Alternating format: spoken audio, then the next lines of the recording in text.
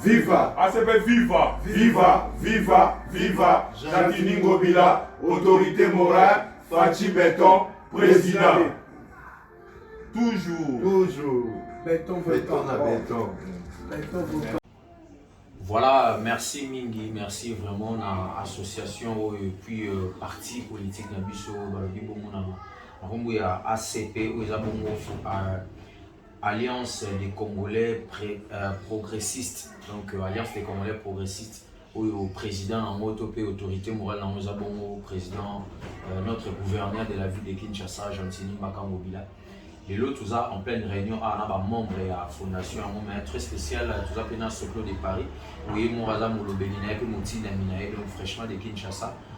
Tout solara, na bango, tout est idée na bango, et puis évolution, et puis marambetali parti où ils ont qu'est né, et puis réunion va soler avec une. En fait, ça m'a dans ce club de Paris, ce club Mbote. Mbote, les grands journalistes. Ouais. Tout le monde est aussi celui qui sont en Angola, il y a un parti politique, il y a un Angolais, la diaspora, tu as évité ce qui est aussi dans le monde. Merci Namutuna Nayo. En tout cas, on peut s'apporter Mingi. On a tout ya Congo RDC. Namboko Toza Nambo Angola. On peut s'apporter Angola, diaspora Zali. Une question tournée. Angola, diaspora.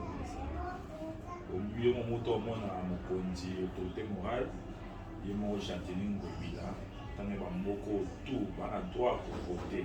Ok, pour l'élection, pour l'élection en 2023. Pour Vandipé, il m'a lobby qui a. Donc on les a partout. La Belgique, la diaspora Paris, et à Paris, Belgique, Londres, Afrique qui mobimba, on a le droit à faire ça. Ok. Nous avons déjà fondation de Jomonawa, Cordoba Bazali, fondation Mireille Lissel, c'est à Tovanda. Oui, ouais, fondation Maman Mireille Lissel, c'est vraiment. Et donc, maintenant, tout le monde a. Bati qui peut bisauter. La fondation, il y a un monde qui peut bisauter. Si vous ne pas mon Jamboka. Papa Paul, bah écoute, les presse na biso. Les 14. Ok, les 14 août. On a développé le Sango, il y a Tobo, il y a un biso, exact. Normalement. Il y a un siège na biso. Ok. On doit qu'il y ait un administrateur, comment on peut faire, bien ça là. Tu as le droit à nous surtout. Tu as ma fiche d'adhésion à biso ezali awa. Ok. Oza ke mutu aza na posa pe asadere baotuba na balwanje baotuba congolais nyonso ana lwanda oza na olingaka Congo oakompagnaka mambo etali politike ya mboka na biso ozalaka na mabor oza na Petrangol na Ojael na Shkwanza na Mbai Rouge na Bakita Kos na Kimbangu partout donc parti na biso ACP oyo ya gouverneur ya ville ya Kinshasa Jantini Ngobila siège nango eza ana kati ya lwanda ana to abona ville ya Lisi esika baministère bakomelaka baministère bazalaka mingi na bato bayebi espace oyo toza oyo makambo te bandosama vraiment merci Soclo de Paris sikoyo papa koto mpe tokozwa mwa liloba na yo na kati ya ACP makambo ezokende ndenge namoni na bamikanda penepene wana. Vraiment, monsieur le journaliste, merci beaucoup pour la parole. Puis là, tout ça, la carte ACP, pour ça, la réunion stratégique pour la réunion sortie officielle le 14 août. Donc, ça, la réunion stratégique, nous avons membre restreint de tout ça dans la minute Awa pour organiser une sortie officielle. Voilà. Donc, sortie officielle, on ça, ma POA, puis bon, nous annonçons déjà, sortie officielle, c'est ça, les Baïwa Palanka, en face de la BFA. Vous avez parlé en face de l'université catholique de Zarawana. L'hôtel là, trouver ça la publicité, puis trouver ça l'adresse exacte de l'invitation. D'accord. Merci. J'espère que papa peut continuer à vous en pour la fondation. Ok, merci pour la journaliste. Bon, on a bien mis un combat de la Wetu. Il s'agit du show Sengo. Il y a un moment été. L'autorité morale est mon papa Jantini Ngobila Mbaka atindeli biso émissaire ya munene wa benami na combat Soclo de Paris na Katsamboko ko lukaki yango tozela kango mais lelo ndeye to yambe on mboka kofunga oyo ezaka toza na réunion stratégique tozosala mpo na implantation oyo ya parti osalama le 14 donc vraiment tovumanaki nanu ndenge ezalaka kaka no orchestre ape bimi ezalaka na maki mpona maki nde baprépara donc tozalaka na préparation le 14 mpenza nde ekozala oyo alingi azala na biso elongo aye tozala na ye bafiche adhésion ekozala oyo moto akose faire partie na membre oyo depuis toyebi ke notre envoyé oyo papa Gentini Mobila Mbaka atindela biso na komba sokolo de Paris akozonga lisusu oyo tu bakozala adhéré bakozwa bakarte na bango binaki aza na membre adhéré oyo lobi mpe soki ake Congo bayambi ye lokola membre ya ACP esuki awa te mpo yango eza mokili mobima donc parole kaka nakozala nango yango wana. Voilà, merci beaucoup. Maintenant, Nanina Balsapelo Moko, quel serait le bénéfice aux membres de l'ACP tant que Congolais vivant en Angola? Voilà. Bon, en tout cas, bénéfice aux membres de l'ACP, tout le monde a qui. Parce que quand les gars, pendant qu'on a bien parlement des pouvoirs de la salle, la débat pour le Congo, donc, c'est déjà bien, une belle chose, c'est ça qui est parti politique, et salami, avec tout le monde, ça veut dire qu'il y a un bénéfice. Bon, bénéfice, au moins, nous avons vu que la télé dans le coin. Nous avons assisté à la police à récupérer Bango Bakenda. Les locaux adhérés aux affiches, aux cartes de membres. Si tu as touché à temps, les Canadiens ont identifié la alors, le lobby policier a touché au carte naza adhéré, naza diaspora, naza adhéré, on a valeur na po epesio. Lobby bo kende Congo même à partir de la frontière, il y a l'oufou frontière sur Obima. Tant on zone majano na déjà membre à partir ACP, où ici mamine mo comme conseiller mboka gouverneur de la ville nationale. Les autres sont moins pour aller au télémarane débat télémarana. Le débat télémarana on a un mécanisme même où ils qui au vivra tant que Congolais. Mais ouais carrément tant on vivra tant que Congolais. Diaspora moi là. On vivra tant que Congolais, on est intouchable pour la nini. Aux en accord que ils ont protégé comme Congolais et puis ils ont vivre comme Congolais et non des beaux fivagandés battre ma na les loba ya kana ba déranger bango ba kima monike ba la na porte ma fakala les loba zo kende donc Miguel Abuki les loba komo lukana ba place à hôtel or né tozana né les logo yé comme les biso donc ezab na ke moi ba tellement sous na kwana ozalate pour ozala na jour ezaki non jour tel ya on to sangana ka to na réunion en partie. Donc c'est que mutu mwate le masuna kwa wana zati. On est aux aranta on tozana besoin de ba nambo ko tamula nini et aux ala maman à téléphone ouvert. Téléphone est bien ami non oh. Sokro ouais président, tozana besoin na yo téléphone est à tomber ouvert mutu ta yoka. Voilà, merci beaucoup vraiment Nabi et salut plaisir na batutu ba Olanda biso papa vraiment là très clair surtout clair donc quand on est tout l'ingara RDC ya ko s'adhérer na ACP. Biso tout aux ans déjà na batira ACP donc toroti kate Congo liboso to tombola drapeau na biso maman na kati be ba papa belé boeli lobano so ezani vraiment mimi ya kolonizate kandi ba papa churuba na comité na biso et tout bon c'est qui est biso sto kuta na kana na niveau de 14 OK na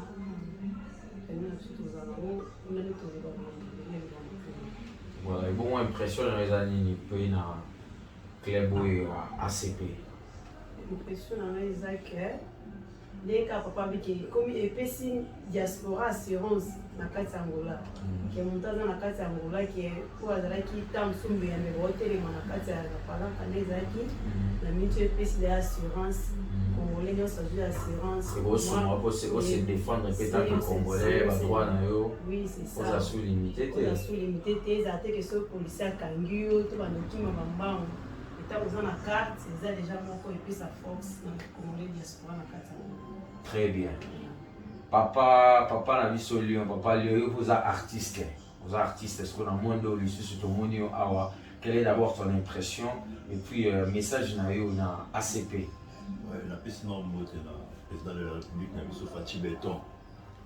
Vraiment félicitations au président Mboka ezokende bien. Na moni ba chantier par-ci par-là. Na pesi sou mbote na yimoko autorité morale.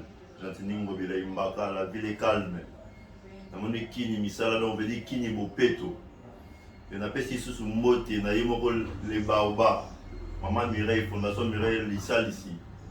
Hein? Voilà, très bien. La mère des opprimés. Maman et maman a été pas souffrir. Il nous a couloir Message na yo pour na ACP. Impression na nga eza premièrement impression na nga eza na CP na CP vraiment et puis na félicité cordon na biso surtout les paris envoyé.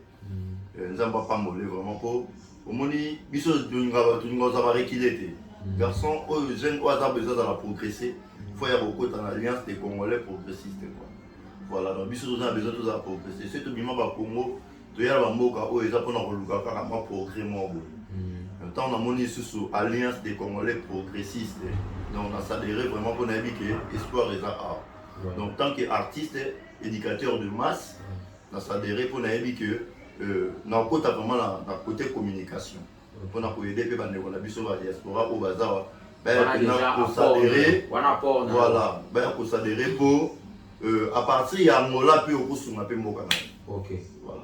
Déjà tant que comédien, apport on a eu ça qui au Panzapenda sans. Voilà, voilà. Nada pena côté communication, voilà, je suis là, je suis prêt. Nada pena. Très bien. Ok. Papa peut côté pour na vous consoler juste ma motel bon ACP. Merci monsieur le journaliste pour la parole. Moi c'est évangéliste Papi Lembi. Évangéliste Papi Lembi.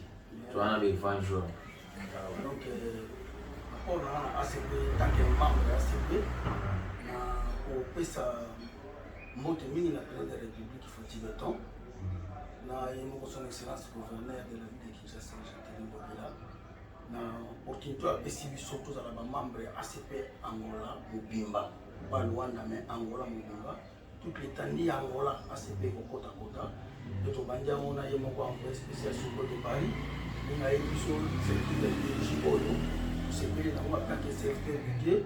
Nous avons la prière pour qu'il y ait des choses. Parce que tout le monde a changement. Ma casse n'a fait la Kinshasa. À partir du changement, il y a son excellence Jean-Théry Bobila. Les PCB sont courage. Il y a pour s'adhérer à l'ACP dans le Rwanda. En tant que vice-président, premier vice-président de l'Espoir congolais que je suis à Rwanda.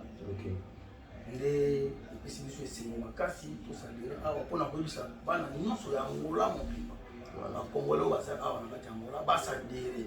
Merci beaucoup évangéliste, merci vraiment ce club de Paris. Avant de chiter vraiment les sustoro ba cette question moi to soy déjà mambo et talibomo ACP parti politique na biso fumami na Angola en tout cas ils ont le bienvenu venant en Angola to fumela ma bo to fumela ma biso nyonso ce club de Paris guerre à est na est na biso wana donc makambo kili bauti obenga na bato ya Monisco boli pare ba infiltrer ba koti wana ba bomi bato na frontière ba tindiki population ba koti bazo kamata biso ba ville mais au mona boye na internet ba publier le président Fachi aza na cité a oya JBMP na ona ra tsa beta concert au mona marabu moko boye peuple revendiquer no au mona son excellence ministre de la communication Patrick Mouyaya a dénoncé na yango alobi ke non peuple baza stressé donc basali mambo bon moto ana stress alors on paye le côté mais bato bayebi eloko te wana babengani bango na frontière misusu bakufi voilà alobi ebele mais eza makambo bato mingi bayebi ya bon olobi ebele wana olobi selon yo que selon bato tu nde baomona mpenza parce que eza leini yo tomona nga na omona mota comprendre toyebaka liboso baethiopie ke mboka pasi mboka nzala lelo oyebi ke yo momoni budget ethiopie tozalaka na contexte wana ya bitumba wana kuna apparemment gouvernement babalanela bitumba ebandi kala ebandi lelo te bitumba ebandi te mpona président na biso Fachi te ebandi mpona son excellence gouverneur Jean-Théry Bobila te. Mais papa peut ça la solution oui. La solution est soit mat. Oui, combien de fois papa a mis au Fati Beton en Angola ah. Nous ça qui a maintenant comme appel.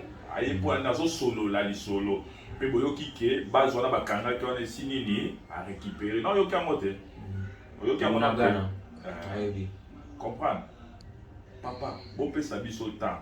Au moni ACP et le siko kokanga ba pota mususu comprendre président Fachi azaro bundaye moko azoye bata ki ma gauche ki ma droite te comprendre lelo gouva bibi Jean-Théry Bobila bité na otika mboka boyete il faut to tia poa papa ta yo ningo zo bundana mwana na ta mukia yo swa mutu na likolo ke papa na ngazo bagare ya mwana mambo to ye Tiba Est wana ACP to kota wana. Comprendre? Ti Est ACP kota. Opé ça va makasi. Opé ça va makasi. Pouvoir pour ACP la population ça kanate. Voilà. Comprendre? On a un monopole Robert Salina Bitumba. C'est bon moni Bitumba Est. Ceux qui le loba to ba oloba, oyo ba momoko ba congolais ba exception la ngai ba longolo miso. Ceux ba oloba pona nini? Ko ba sentir que la casque ba la tu la casque la kete za lukuta. Casque bla bola ta kete na onani na tekite. Kaza ba jena ba mote. Alors sikolo ba moni ba ja ba longolo miso. Sikolo ba moni ke Fachi Beton aye na système ya kanga oyo jiba ba bloquer ceux qui bloquent cadena. Nenga bloqué yango moye ba zo sunne ba na ko zwezate yango moni siko ba o lingate ba monde ba o lo ba wana bo siko ba o fanda na neti lo to no ba na mer me de chakut mais le siko Patrick Muya o ya ko musala esalama na ba gouvernement ni sur les kati ke mwani mo o salama o ya de KFC bino to sala ki reno to ba ko buri a pe service le fait kaka le béton a décrété état de siège et boma masolo na bango nande ba no kozala ki bango de ville producteur ya boyezala asulté ba otike kimiate ba to otike kimiate y compris na bato bazana nzinga lokwa siko comment dénoncer bango comment découvrir bango yango monezo ba bon ezaka mais ces journalistes voilà très bien mais ceci déjà qui m'écoute kuna de qui m'écoute qui m'écoute qui m'écoute ko mo to na information na yo mo discuss okende ba prophétie ya kaki azokende Patrick Muya lobaki moi si na yo ya ndaku atozo bengana ye obemise mba monte kende tanto akende mabosana ki ba bilamba na ya osonga ya osabilamba Patrick Muya lobaki yango et c'est ça la qui rapport nous déjà bien fixé qui va obima ba okende mais le temps ba sali ezebele ba ko kende mbala moko brusquement bo bakete mais ndé pour information que mon school ba les koufi abo pia na komo. Ok, très bien, merci beaucoup, merci vraiment. Après, on va essayer pour l'évolution de Monabiso qui nous trouve en 2023 pour l'élection. Bon, pour l'élection, pour l'élection, la diaspora est belée. Diaspora congolaise est belée. Il faut bien s'adhérer de sorte que les élections, ils ont voté surtout pour la réélection du président Fachi. Et donc pour ça, la mobilisation de Luanda, de la province réélection.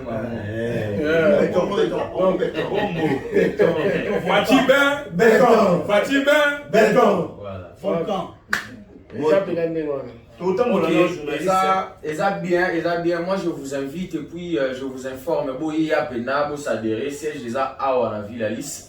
Ceux qui posent un problème, il y a recours contacter tout est dans les réseaux sociaux, tout indiqué, il y a place la sortie officielle dans le forum, dans la conférence aux ala. Conférence voilà. Journalistes il y a Pena, vous en avez à l'aise, des partis politiques, liberté, donc tout emblème on a évité, mais je sais qu'il y a 4 makambo Italie, Mibeko, Yamoka, liberté, Zangaraté.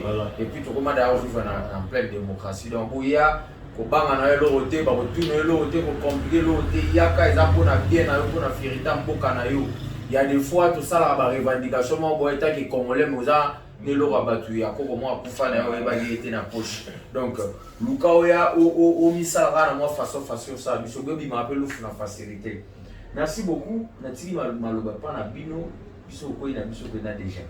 Il faut beaucoup de kaka. Pour y montrer qui aux match beta mari ya ba jeune centre ville. Oui. Yo mona qui na stade anini ya Aza. Oui. On a ACP pour makambo. Oui. Comprendre. Donc ACP la population au monde stade de martyrs. Oui. Au monde de Tobuka qui. Et ça là qui karaté que ba Congolo ba na Congo de bateau. Ba outa de partout. To outa qui partout. L'autorité morale Jean-Tini Ngobila Mbaka a fait son entrée triomphale dans les stades. Ici, nous pouvons voir les drapelets être flottés et d'autres insignes du parti.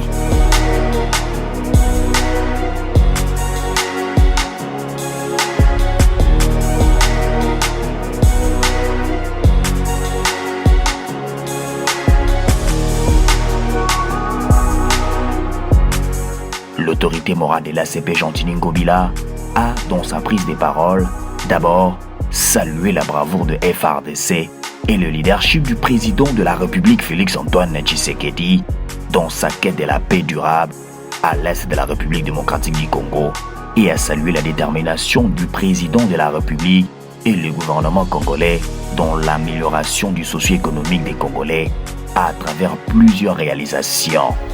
Sur le plan sécuritaire, nul ne peut contester que la situation de la guerre de l'Est est beaucoup mieux gérée qu'auparavant. Je demande à tous les camarades membres de la CP de s'élever et d'applaudir frénétiquement le président de la République.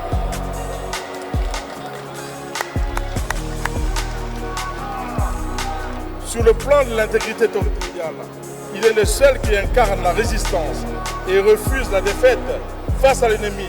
Viva ACP, viva, viva, viva, viva, Jean-Denis Ngobila, autorité morale, Fachi Béton, président.